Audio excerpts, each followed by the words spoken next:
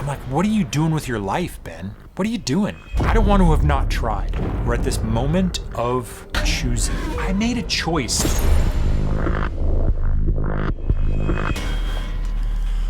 Oh, hey there, everybody. Welcome to Adventure in Art. My name is Ben Staley, your resident talking head.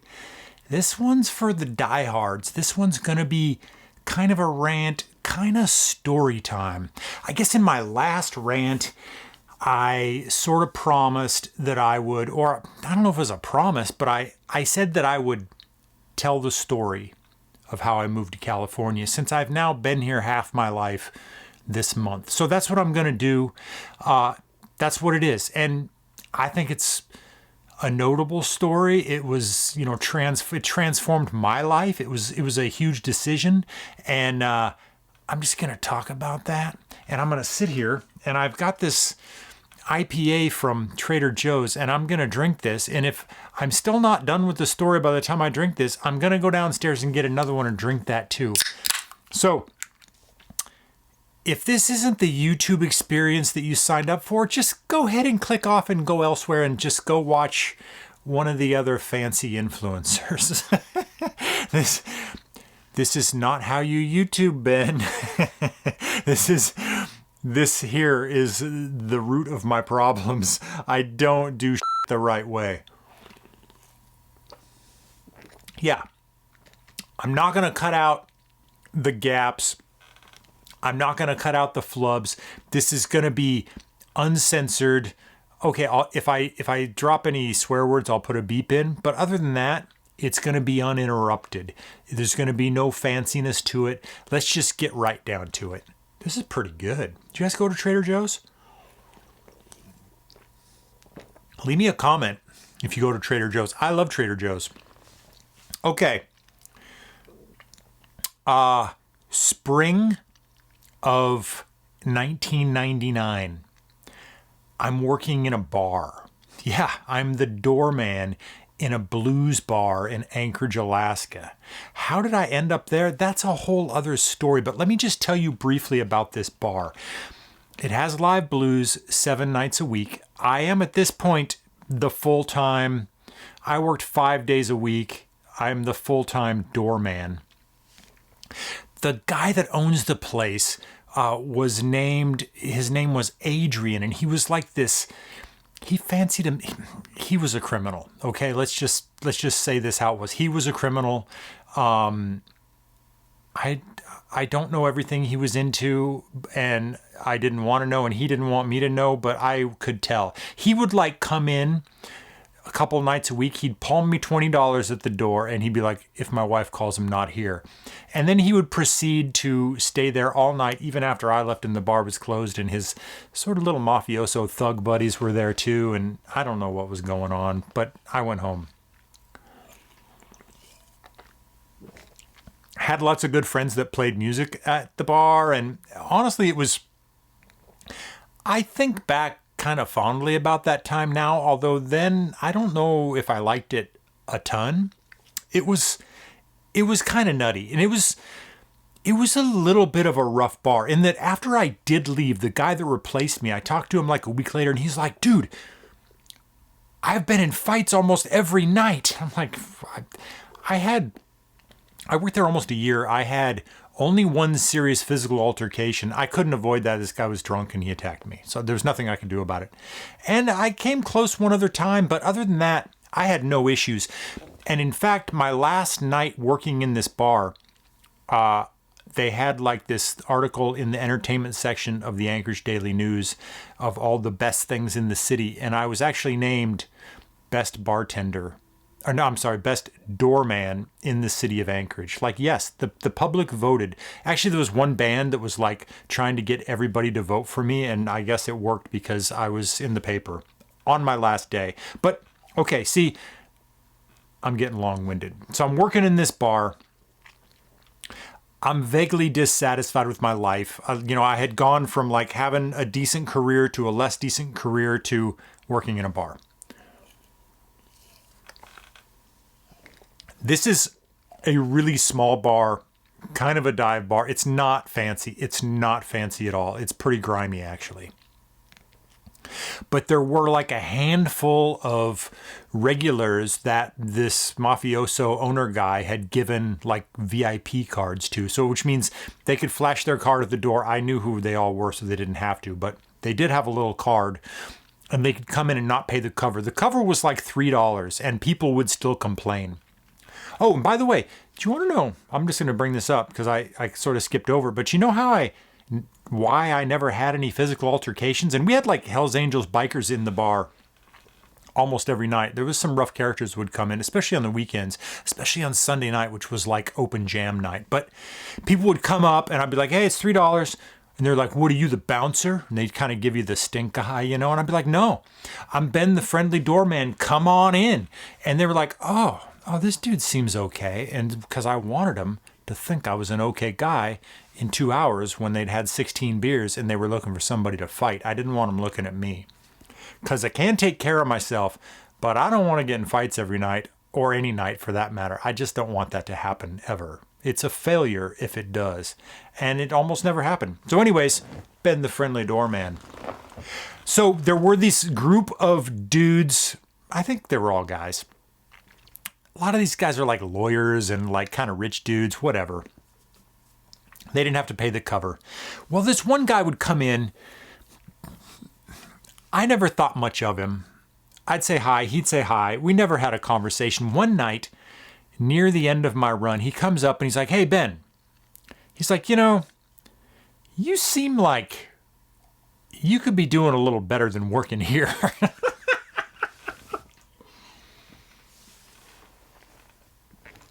I'm like, oh yeah, you think so, huh, man? He's yeah, you seem like, why are you working in a bar? Like, you could be doing something. I'm like, oh, okay. He's like, he goes, you should come work for me. I'm like, well, what do you do? He goes, well, here's the address. Come on down. Check it out tomorrow. I'm like, all right, well, shoot, dude wants to give me a job. Okay. By the way, I wasn't making very much money at all. The bartenders would tip me sometimes at the end of the night and whatever. I would go snowboarding in the afternoon and then I would go to the bar and work till like 2, 3 in the morning. And then I'd go home and sleep in and get up and go snowboarding and go back. So, you know, I was like going nowhere. I had no real money, couldn't save any money, but like it wasn't horrible. Now this guy's like, hey, you should come work for me. I show up at this warehouse. I go inside. It's like a Costco-sized warehouse full of like little boxes stacked to the ceiling on these shelves. And this guy ran an archive. So it was an archive for like legal documents and that kind of thing. For like all kinds of big corporations, small companies, businesses, whatever. He just stored boxes of paper for these people. So he convinces me to come work for him for like $1 more than I was making at the bar. I think it was like jack squat. It was like next to nothing. And I learned right away there was like this oil company merging with another oil company, and he had all the boxes of their legal documents. So he was about to come into like a really busy period where he was going to have to transfer in and out all these legal documents. I know this is such an exciting video, you guys. And you know, he gets to bill this oil company every time he touches a box. So he's going to have to be doing like hundreds of these a day because they have thousands of these boxes. So he's just like going to be raking in the money. And on top of that, he needs more people.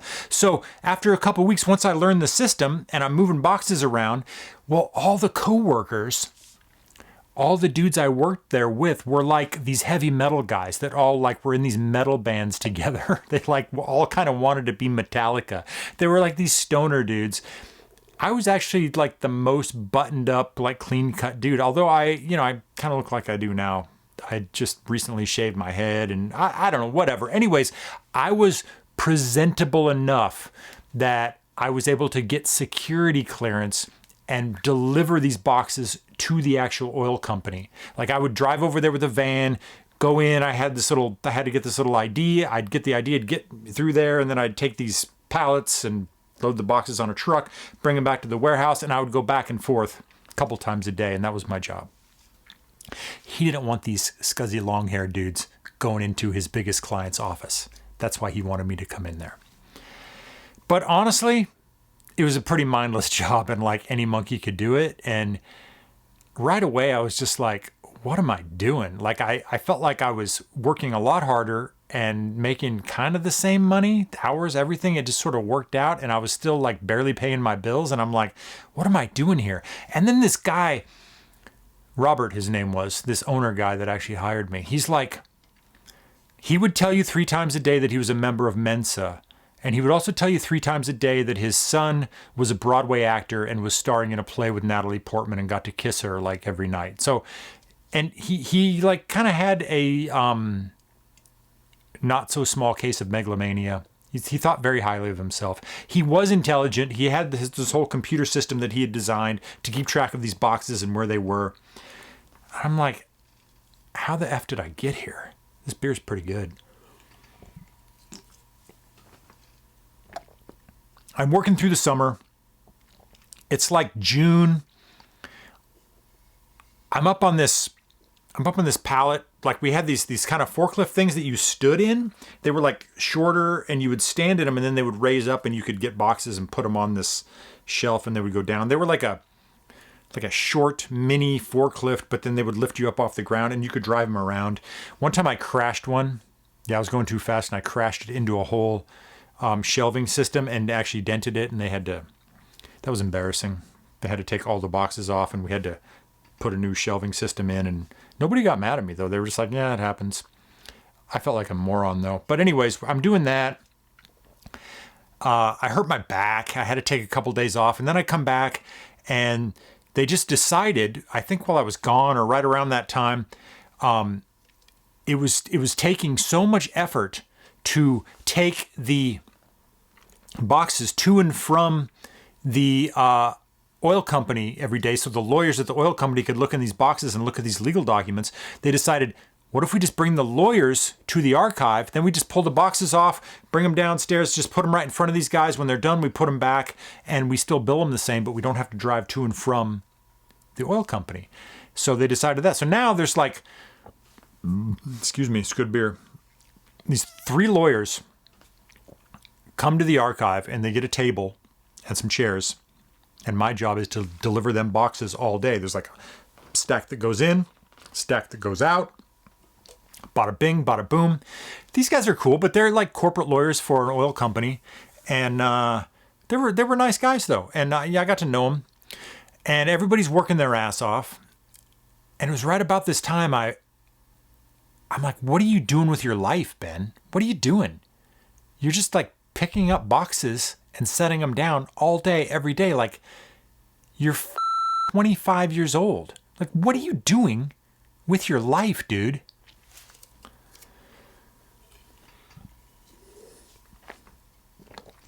And I remember being up in this lift thing and pulling down boxes, and I'm like, I'd had a video camera. I'd bought one the year before, like maxed out my credit card to buy like whatever, the best video camera. This is before like mini DV or anything. It was like a high 8 tape video camera. So I could go and film the climbing that I was doing. I was doing a lot of mountain climbing. And I loved it. And I'm like, I was obsessed with movies. And I just decided one day, I'm like, I'm 25. I'm like, I don't want to be 50 and not have like tried to maybe go and tell some stories. I don't want to be 30. I don't want to have not tried. I don't want to have not tried. And I remember being up high on this lift and just going, okay, fine. We have this merging oil company situation going on, and I can do all the OT I want. I'm like, if I just work a crap ton of OT, break my body all summer, I can save up a couple $1,000s. I can sell a bunch of things that I have. I'll probably sell my car. I'm going to move to California. I'm going to move to LA. And I'm going to learn how to make movies. That's what I want to do. Keep in mind, I'm a different person at this time. I was ice climbing and rock climbing a lot. I had a video camera. It was like a consumer video camera. Like, I didn't even know how to white balance things. I had a 35 millimeter camera. There was hardly any digital cameras. There were some Sony digital cameras, but you would put like a sloppy disk in it. Like, seriously. So I had like a little Olympus point and shoot 35 millimeter camera. I was not a photographer. I didn't know anything about lenses. I knew nothing about anything. I'm just like, I want to tell stories. I want to figure out how to do this. I got to get another beer. So we're at this moment. We're at this moment of choosing. I'm going to pause this. I'm going to run downstairs and I'm going to get another beer. And we're back. I was thinking downstairs. I didn't say this at the beginning, but I guess I should just come clean.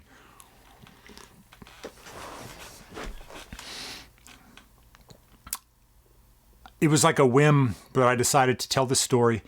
And then I changed my mind and I'm like, well, it's already in the video. Okay, I'll do it. No, I'm not going to do it. And I changed my mind again. I changed my mind like 3 times. And then I'm like, oh, well, if it's making you that uncomfortable, then you just got to do it. And it's like, okay, I guess I just got to do it. Move into the discomfort. Yeah, so if this is boring you, just go ahead and log off and do something important with your life. Please, for my sake. So I decided I'm moving. At the end of the summer, I'm like, I can get out of here in October before the snow flies.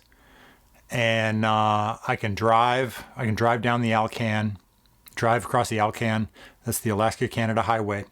You know, by late October, it starts snowing over and it gets too dangerous to drive. You can still drive, but it gets dangerous. You don't want to be driving that road in the winter. So I'm like, I need to get south before it snows a bunch. And I made up my mind. I'm doing this. And then, like 2 days later, or a week later, it was like really shortly after this, everybody's working their ass off at the archive. The lawyers are there. We're delivering them boxes. It's mayhem. It's like a Friday. Robert, the owner, says, hey, I want to reward everyone for all the hard work. We're going to have a barbecue at lunch. Great. Awesome. Team barbecue. Lawyers are going to be there. So he brings in this grill. He starts cooking up lunch for everybody. I look over. He's got 3 ribeye steaks for the lawyers. For everybody else, burgers and hot dogs.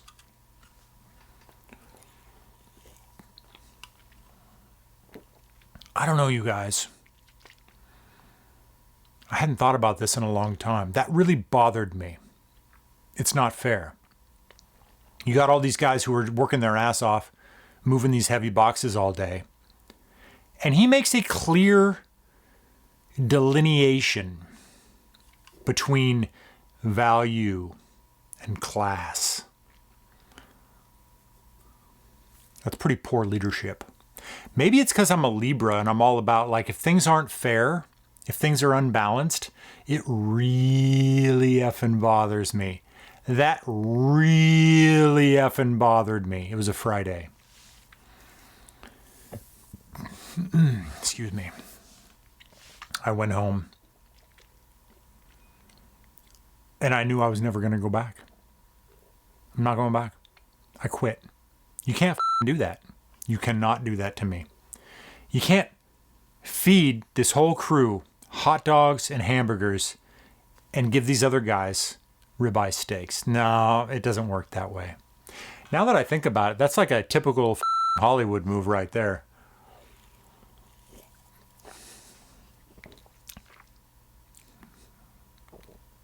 I didn't go in on Monday. It was raining. They called my house. Ben, where are you at? I didn't answer. And then that very same day, I get another call. Randomly, a friend of a friend offers me this job working for a landscaping company. Should I say this on camera? I don't want to incriminate myself. Anyways, it was like sort of an under the table kind of job, and it paid really, really well. It paid like 3 times what I was making at the archive. And they're like, yeah, you can work as much as you want the rest of the summer. We need guys who are strong. Boom, here's what it is. Cash, boom, every day. Boom. Suddenly I realized if I work the next 3 months, I'm going to have like $6,000 or $8,000 in my pocket, like way more money than I thought I was going to have. It's 1999. I'm like, this was like a crazy moment, you guys. It's hard for me to articulate this or overstate it. I didn't take this lightly. I made a choice that I was going to upend my life and I was going to move. And then I stood up for something that I thought was unfair and that was unjust. And I made another choice that seemingly derailed the plans that I had already made. And then out of nowhere, this opportunity presents itself, which is greater than anything I could have imagined at the time. It's like the universe said, we got you. We got you. Or the universe or God, or like, you call that whatever you want. There's stuff going on. I don't choose to define it, but I know it's there. So I went down the next day. It's raining, as it rains in Alaska a lot. And the job was, there's like this motley crew of dudes, tough, muscular dudes, because they're landscaping all day. What were we doing? For the first 2 weeks, we worked on the side of the road and we shoveled mud, topsoil. I shoveled mud for 2 weeks. At the end of the second day, I would come home after like 10 hours of working. I couldn't uncurl my hand. My hand was like permanently in this claw position. It was swollen. I couldn't make a full fist, and I couldn't open it all the way. It was weird. I learned later when I would work on like crab boats, not as a crabber, but as a film guy on like Deadliest Catch, the greenhorns, they get what's called crabber claw from grabbing the crab pots and lifting heavy things. It's just like repetitive motion if you're not used to using certain muscles. You know, you hold a shovel for 8-10 hours a day, shoveling heavy mud. It takes a toll on your body if you're not used to it. After a couple weeks, I got used to it. But I was like, it was painful, man. I would get home and I would just pass out. Like I was spent, I was done. But I was like, I was so happy. I didn't care. I'm like, I'm 25. I've always had this attitude of like, you can't break me. You can't physically make me quit. I'll quit for moral reasons. I've never quit for physical reasons. And that's not because I'm some Billy Badass. It's just like, I don't know. I'd probably pass out first, or I'd like, injure myself. I just won't do it. I just won't do it. And I'm like, I only have to do this for a few months. How bad can it be? I can shovel mud. Still to this day, I've thought of this the last couple of years. I need to do this. I need to get a shovel tattoo. There's a couple of tattoos I need to get. I think I'm going to get a shovel. I need to get a Swiss Army knife, because I have a magic Swiss Army knife story. I need to get a shovel. I think I need to get that shovel. This is good beer, you guys. There was this guy at the landscaping company. Right away, he like wanted to be my buddy, and he had his shaved head. This is like, I'm less than a year into shaving my head. My hair started thinning out when I was like 23. When I was 24, I'm like, F it, I'm shaving it. Who cares? No one's gonna know. I don't care. I had super long hair. So I'm just like, yeah, I'm shaving it from now on. This is what I'm gonna do. Luckily, I don't have a super like deformed skull. Got lucky there. So this guy, he's also got a shaved head. He thinks I'm his buddy. Then I see like through his tank top one day, he's got like swastika tattoos. Yeah, real classy people I'm working with.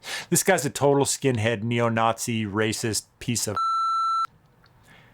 He wants to be my buddy. I let him know pretty quickly that I was not his buddy. I was not part of his gang. No, sir.